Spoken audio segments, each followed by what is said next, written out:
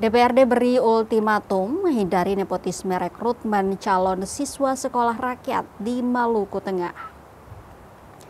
Wakil Ketua Komisi 4 DPRD Maluku Tengah, Subhan Nur Fatah, beri ultimatum tegas untuk pemerintah daerah, dalam hal ini Dinas Sosial Maluku Tengah, soal rekrutan calon siswa sekolah rakyat. Ia mengingatkan pemerintah agar menghindari nepotisme dalam proses rekrutmen.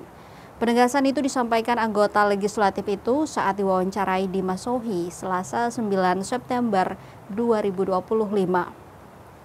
Dengan tegas dikatakan sekolah rakyat tersebut dijamin gratis dan memiliki sistem boarding school. Ia mewanti-wanti jangan sampai siswa yang direkrut melibatkan kedekatan keluarga, kerabat yang secara status sosial masih mampu dan direkrut untuk sekolah rakyat. Maka sebagai langkah awal, Dinas Sosial menginisiasi agar terlebih dahulu merekrut siswa dari kecamatan-kecamatan di area yang terjangkau pusat kabupaten. Hanya saja menjadi catatan bahwa beberapa kecamatan di wilayah Jazirah Lehitu menjadi tanggung jawab pemerintah provinsi.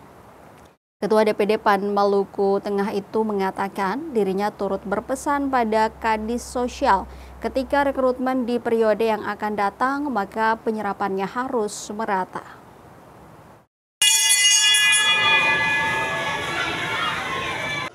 Iya, tadi setelah melakukan hearing bersama Dinas Sosial, juga hadir Korkap PKH Maluku Tengah. Tadi penyampaiannya itu soal terkait dengan rekrutmen peserta didik pada sekolah rakyat. Ya, sekolah rakyat Maluku Tengah itu dijadwalkan itu nanti di bulan September ini. Itu Presiden akan launching ya secara serentak seluruh Indonesia. Setelah nanti dilakukan launching oleh Presiden, itu kemudian nanti akan dilakukan perekrutan di semua kecamatan yang ada di Maluku Tengah. Karena dia tidak berbasis kabupaten kota. Karena ini program dari pemerintah pusat, sehingga menjadi dia berbasis pulau gitu.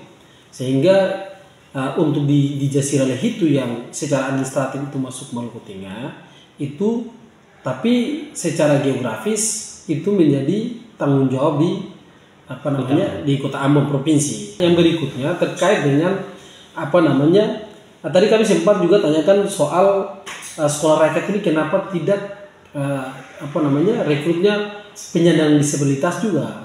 Ternyata sekolah rakyat ini kan untuk penyandang disabilitas tidak masuk, karena sekolah rakyat ini sebelum mereka direkrut itu mereka harus ada pemeriksaan kesehatan, harus sehat secara jasmani dan rohani.